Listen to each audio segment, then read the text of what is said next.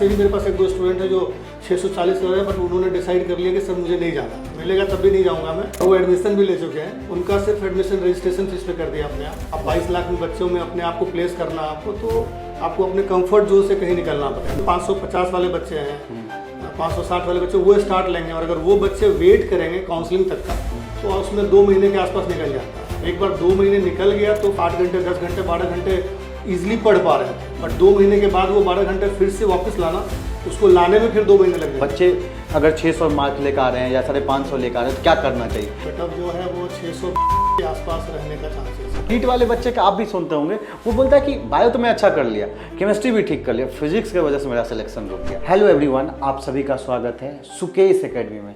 अभी सबसे ज़्यादा बच्चे परेशान हैं कि कटअप क्या जाने वाला है नीट का। अभी जो पेपर दिए हैं उनके मन में सबसे बड़ा सवाल है कटअप क्या जाएंगे। अगर मेरे 500 नंबर आ रहे हैं, मेरे 450 आ रहे हैं, 610 आ रहे हैं, तो मैं क्या करूं? मुझे तैयारी शुरू करना चाहिए या नहीं करना चाहिए?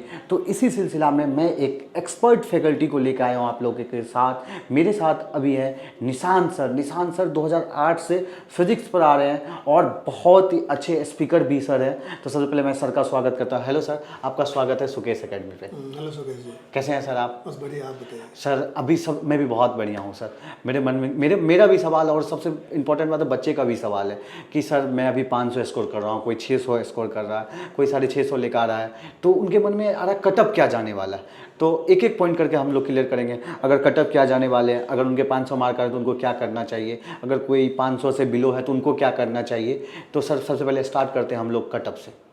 देखिए मेरे अकॉर्डिंगली जो कटअप है वो, क्योंकि क्वेश्चन इस साल बहुत आसान आया है। Right sir. जो 2025 में पेपर हुआ था उसका एक लेवल डिफरेंट था, और अभी इस बार का जो लेवल है वो इंटायरली डिफरेंट है। हाँ, इंटरली डिफरेंट है। जिस तरह से नीट का पैटर्न है उस तरह से इस बार का पेपर है, एनसीईआरटी बेस। बिल्कुल बिल्कुल। ओके। तो इस वजह से क्या हुआ कि बायो के मार्क्स जो बहुत ज़्यादा आ गए बच्चों को। ओके। और इसलिए कटअप जो है वो 620 के आसपास रहने का चांसेस है। 5 नंबर ऊपर 5 नंबर 5 नीचे, नंबर ऊपर नीचे हो 5-10 नंबर का अप डाउन हो सकता है।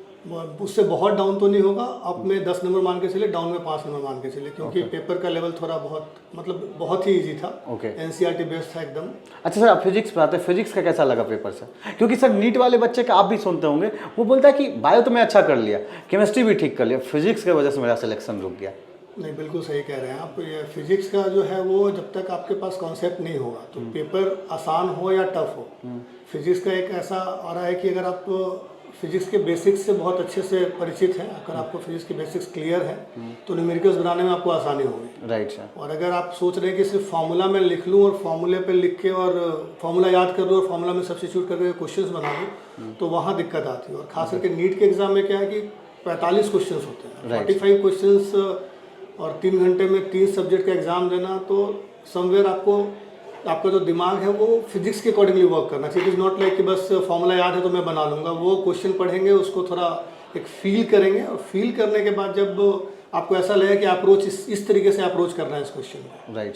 और एक बार फिजिक्स अगर आपको मतलब फिजिक्स अच्छा लगने लगा, तो फिर सब कुछ अपने आप लेवल में आ जाता है। तो क्वेश्चन फिजिक्स के ऐसे मान के चले कि इस साल जो पेपर था, पेपर आसान नहीं कह सकते, मॉडरेट था।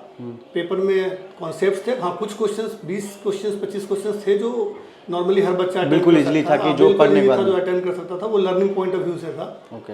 लेकिन जो 10 क्वेश्चंस थे वो ऐसे थे कि जहां आपसे जानबूझ के मिस्टेक्स कराया जा सकता था। ओके, जानबूझ के एकदम, मतलब वो आपको अपने क्वेश्चन ऐसा था कि आपको लगा कि मेरे को आता है, और उसमें एक लाइन कहीं से थोड़ा सा ड्रिफ्ट कर दिया उसने, सिंबल ऐसा यूज कर दिया कि जैसे कि क्वेश्चन था जिसमें मास पर यूनिट लेंथ लिखा था, और उसको उसने एम से रिप्रेजेंट कर दिया। तो बच्चे उस सिचुएशन में पैनिक होते हैं, और उस प्रेशर कुकर सिनारियो में जब बच्चे ने पढ़ा तो उसको एम को उसने मास समझ लिया। ओके। और ऑप्शन जो था वो भी ऐसा था कि मास समझ के जो आंसर आएगा वही सेम दिया हुआ था, वो भी ऑप्शन अवेलेबल था।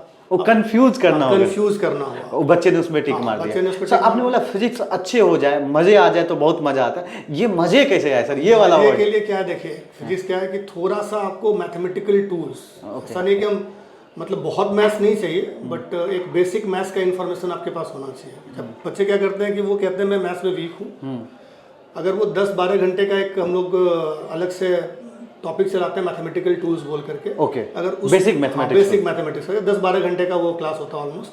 अगर उसको बच्चे ने अच्छा कर लिया है तो फिजिक्स में वो मैथमेटिकली कभी फंसेंगे नहीं। ओके।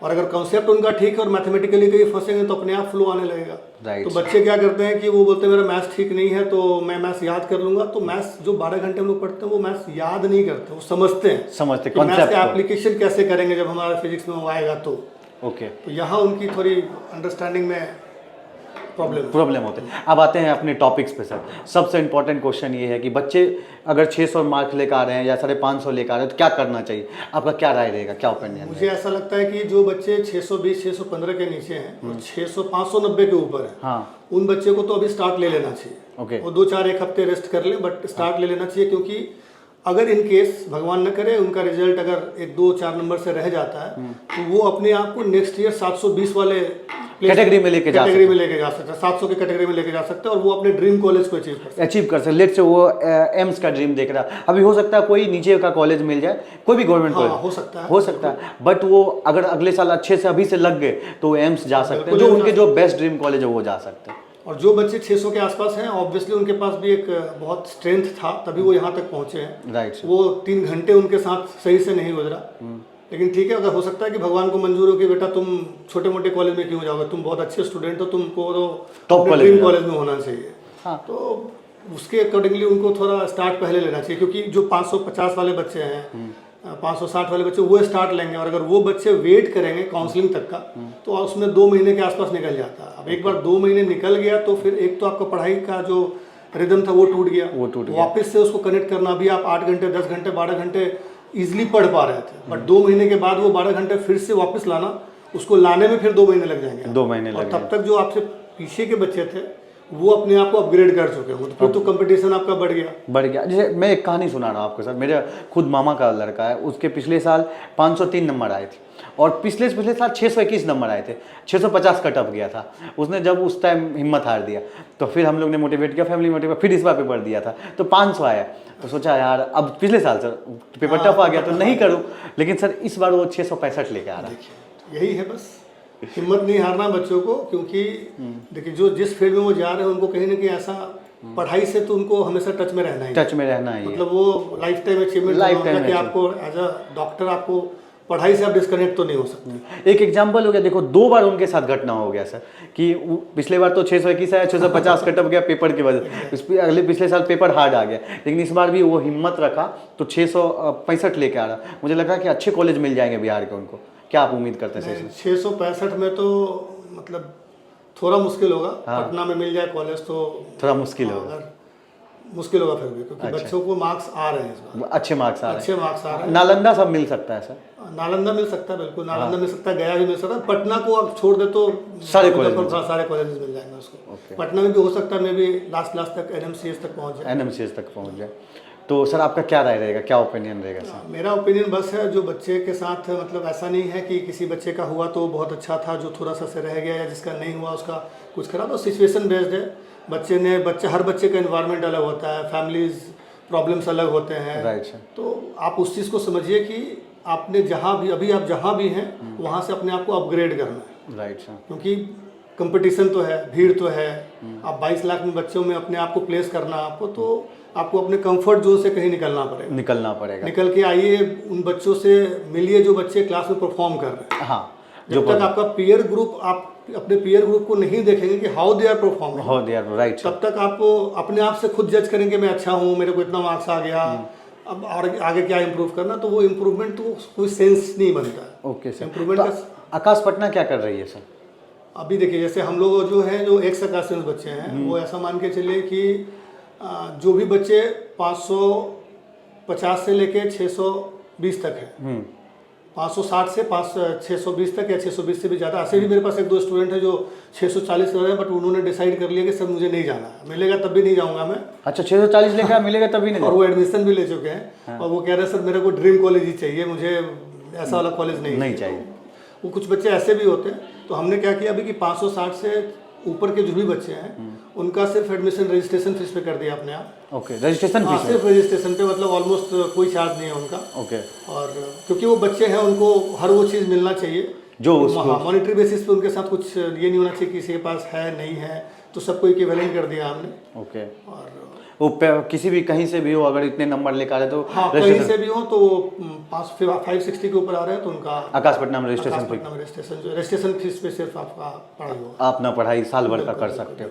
और जो बिलो वाले बच्चे उनके लिए बैच कब से आ रहे हैं, क्या अपडेट है सर? नहीं, बैच तो सबका ही स्टार्ट हो रहा है। अच्छा। मतलब पैरेलली हर बैचेज स्टार्ट हो रहे हैं, हर तरह के बैचेज स्टार्ट हो रहे हैं। अच्छा। एक एक्सकाशन के लिए हो गया और फिर जो नॉर्मल बैचेज है वो भी स्टार्ट हो रहे हैं। तो अंतर बस ये होगा बैच में कि जो बच्चा अभी क्या होता है आरएम में हम लोग थोड़ा बाइफर्केट कर पाते हैं। ओके। जैसे RM means? RM is like regular medical, दो रिपीटर्स होते हैं। ओके। तो उनके साथ क्या होता है कि उनका जो सिचुएशन अभी है, वो जिस जगह पे है, जितना एबिलिटी है उनका, वो डिसाइडेड है मोर और लेस। ओके। तो हम एक तरह के बच्चों को अगर एक साथ रखेंगे तो उनको अच्छे से ग्रूम कर सकते हैं। Right sir. तो हम लोग ये कोशिश करते हैं कि जो एक मार्क्स बेसिस लेते हैं 50-100 नंबर के डिफरेंस पे एक पूरा का पूरा बैच बना रहता है। ओके। जिससे कि बच्चे अपने जैसे लोगों के बीच में और वहाँ उनको परफॉर्म करना है तो बेटर परफॉर्म करेंगे, वहाँ से वो मतलब अच्छा मार्क्स ला करके अपग्रेड भी हो सकते हैं, दूसरे बैच में भी जा सकते हैं। सर वो वाला बैच मेरे को भी उस वाले बैच के साथ मुझे टेस्ट देना है, तो उसके साथ टेस्ट देके अच्छे नंबर लाए तो उनके साथ मैच। बिल्कुल। ओके। तो पूरा कम्पिटिटिव माहौल बन जाता है रेगुलर मेडिकल्स के लिए। जो हर जगह पर नहीं है कि कोई भी बच्चा गया और उसका एडमिशन किसी भी बैच में ले लिया। तो हम लोग पैरेलली 3-4 बैचेज चलाते हैं हर समय। बिल्कुल सेपरेट बैचेज चलाते हैं। बिल्कुल separate batches. It need dropper के लिए बेस्ट बात होगी कि आप अपने अकॉर्डिंग परफॉर्मेंस किए और जो बेस्ट बैच अच्छे बैच है उसमें आप जा सकते हैं। आप सोचो पेन बिहार में इस वीडियो को कहीं से देख रहे हो, अगर आप इस बार नीट में कि कुछ भी मार्क्स से रह गए या आपके 500 आ रहे हैं, 400 आ रहे हैं, तो आप आकाशपट्टनम के साथ जुड़ सकते हैं। दिए गए नंबर पर आप कॉल कर सकते हैं और डिस्क्रिप्शन में गूगल फॉर्म है उसको भी फिल कर सकते हैं। सर ने देखा आपने कितने अच्छे से सर ने बात किया, एकदम ऑथेंटिसिटी आपको दिखा होगा। सर ने कभी भी अपने बैच के बारे में प्रमोट भी नहीं किया, पहले आपके जो क्वायरीज थे उनको बताया कि आपको क्या करना चाहिए। मैंने पूछा भी सर आकाशपट्टनम क्या कर रही है, तो सर ने बताया तब जाके कि यहाँ पे ये बैचेज आ रही हैं और जो इतने मार्क्स लेकर आ रहे हैं उनके लिए स्पेशल एक एनवायरनमेंट क्रिएट किया जाता है कि वो बच्चे बेहतर कर पाए।